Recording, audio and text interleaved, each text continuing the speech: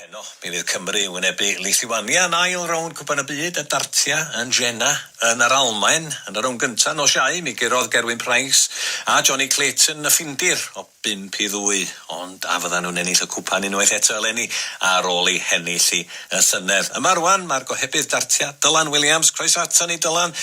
mi ddylan nhw guro Lithuania Dylsan? Bore da Dylan,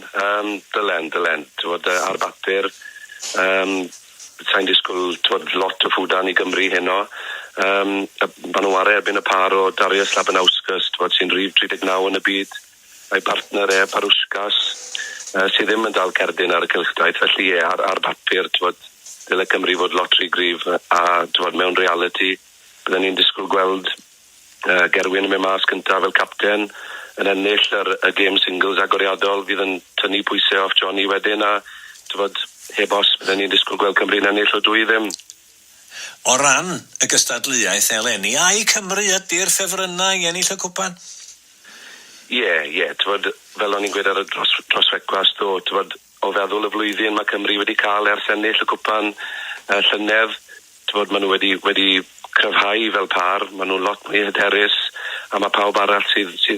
yn y gystadleuaeth yn ofni Gerwyn a Johnny felly tywod yr rhif 2 nhw yn detholion y gystadleuaeth tu ôl i Lloegr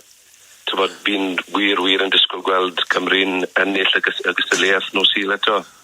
Ie, pwy ydy'r gwledydd eraill y dylsan ni fod yn cadw golwg arnyn nhw?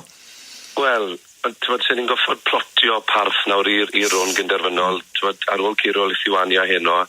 byddwn ni ware mwy na thebyg Awstralia pnawn bori a bydd gwrandawyr falle'n cofio tywod gynnon ni gêm glos iawn erbyn Awstralia yn y cwarteri llynedd felly bydd honno'n dipyn o brawf yr iseldiroedd wedyn siwod yn y rownd gynderfynol Michael van Gerwen a'i partner newydd Dirk van Dijvenbode a wedyn tywod y rownd derfynol fi'n disgwyl gweld ni fyny yn erbyn Gwlad Belg neu falle'r hen Elin Lloegr a bydd gwrandawyr eto'n cofio tywod deithon ni ben ar hen Elin o dair gêm i ddim llynedd felly heb os Cymru yw'r tîm i guro. Mystig Dylan, diolch yn fawr iawn am edrych ymlaen mor bell gawn ni weld os byddi di'n gywir nos Sul. Diolch o galon, dyna i chi.